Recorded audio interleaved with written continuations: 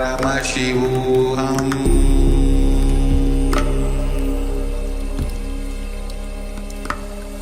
Om Nithyananda Paramashivoham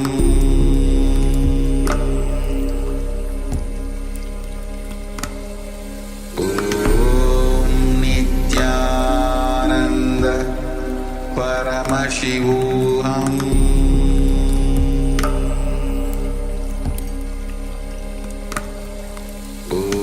Om Nithyananda Paramashivoham Om Nithyananda Paramashivoham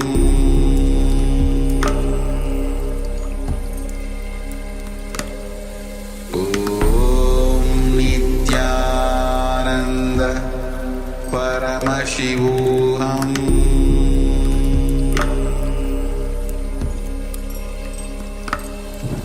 Om Nithyananda Paramashivoham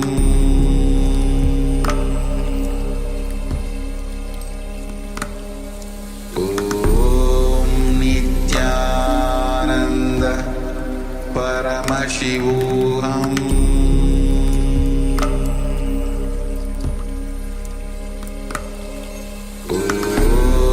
Nithyananda Paramashivoham Paramashivoham Om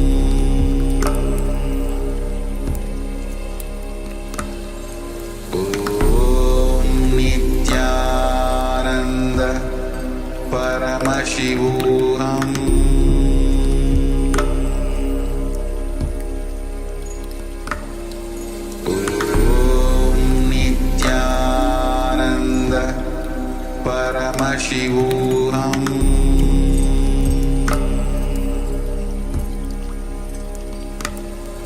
Om Nithyananda Paramashivoham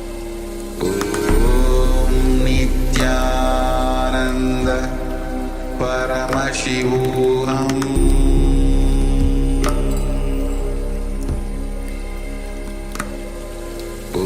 Om Nithyananda Paramashivoham Om Nithyananda Paramashivoham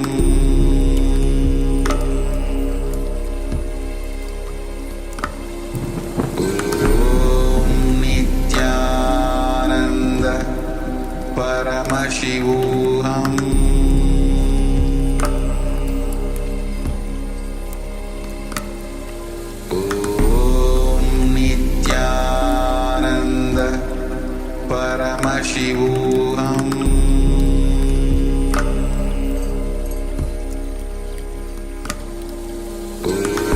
Om Nithyananda Paramashivoham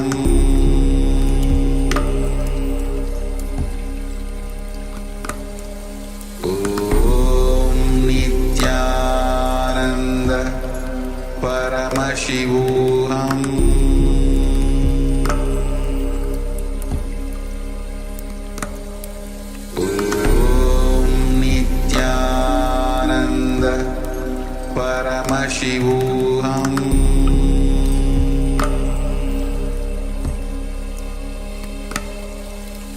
Om Nithyananda Paramashivoham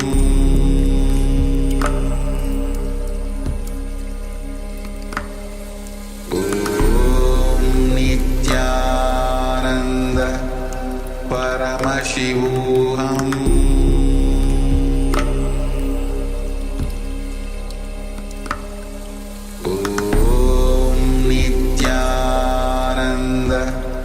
Paramashivoham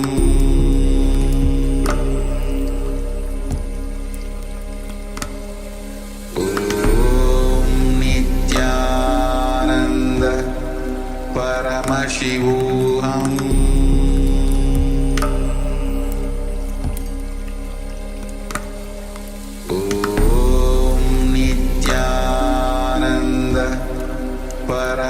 Paramashivoham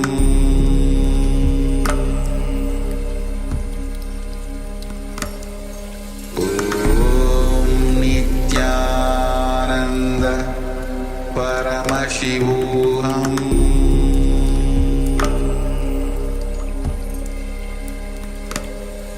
Om Nithyananda Paramashivoham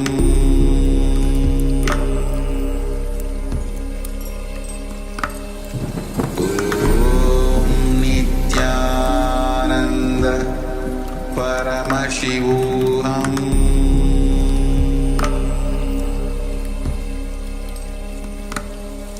Om Nithyananda Paramashivoham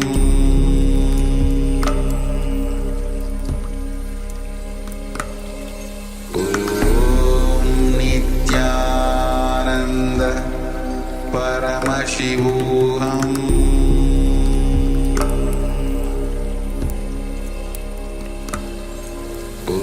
Om Nithyananda Paramashivoham Om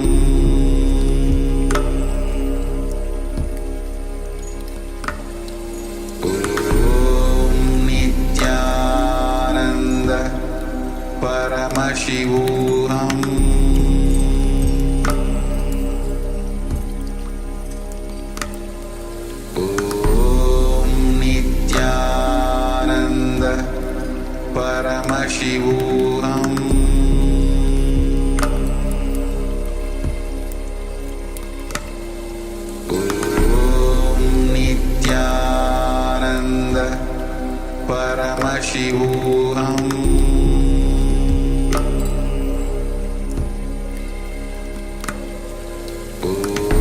Om Nithyananda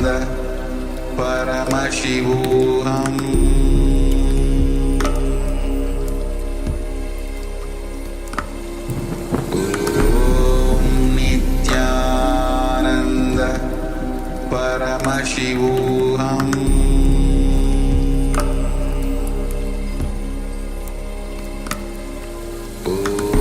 Om Nithyananda Paramashivoham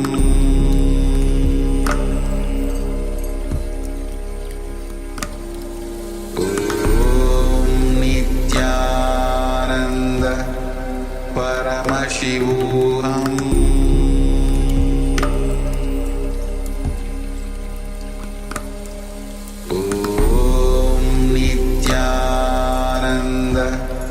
Paramashivoham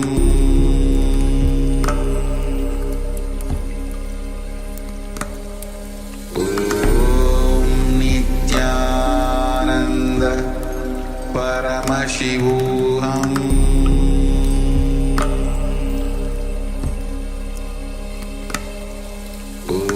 Om Nithyananda Paramashivoham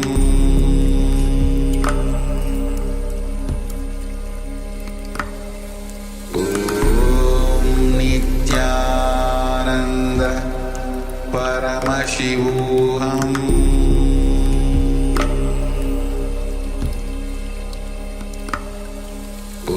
Om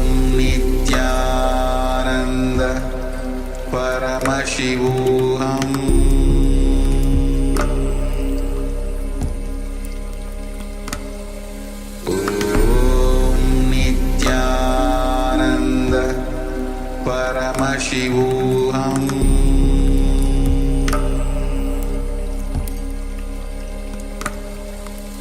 Om Nithyananda Paramashivoham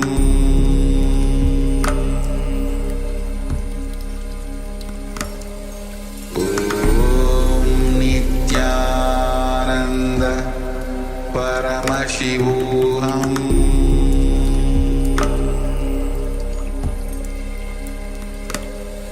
Om Nithyananda Paramashivoham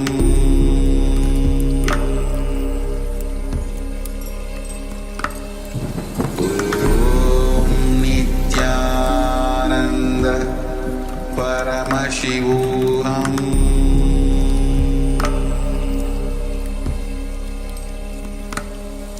Om Nithyananda Paramashivoham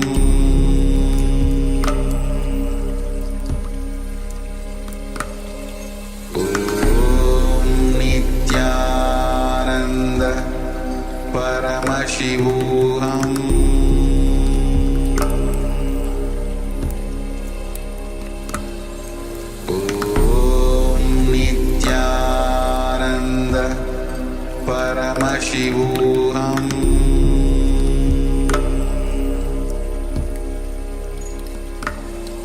Om Nithyananda Paramashivoham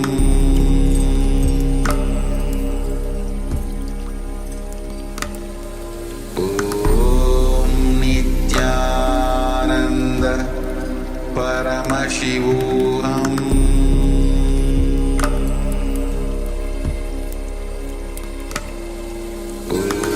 Om Nithyananda Paramashivoham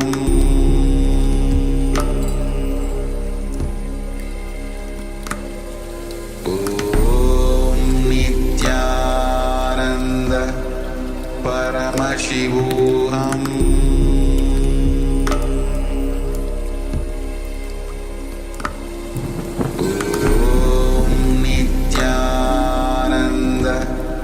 Paramashivoham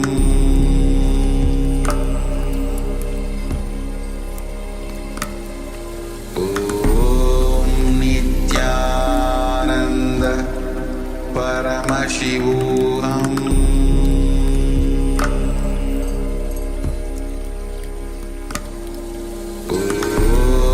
Nithyananda Paramashivoham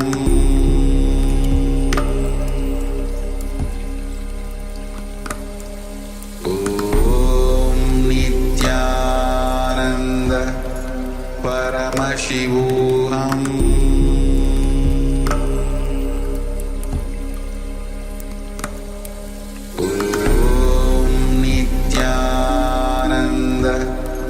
Paramashivoham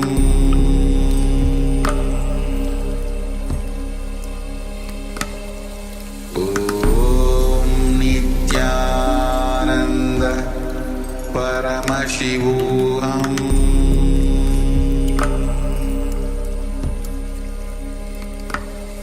Om Nithyananda Paramashivoham Paramashivoham Om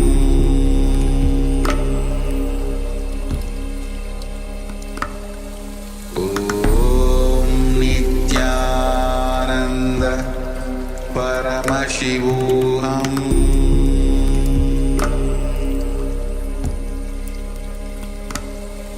Om Nithyananda Paramashivoham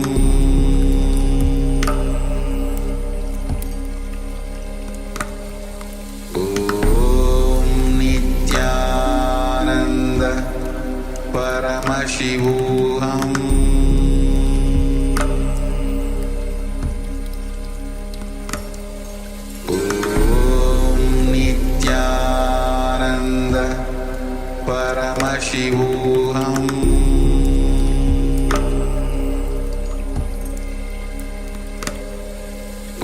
Om Nithyananda Paramashivoham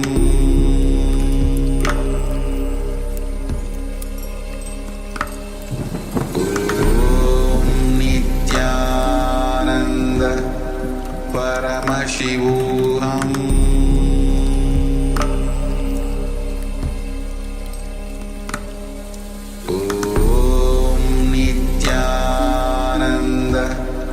Paramashivoham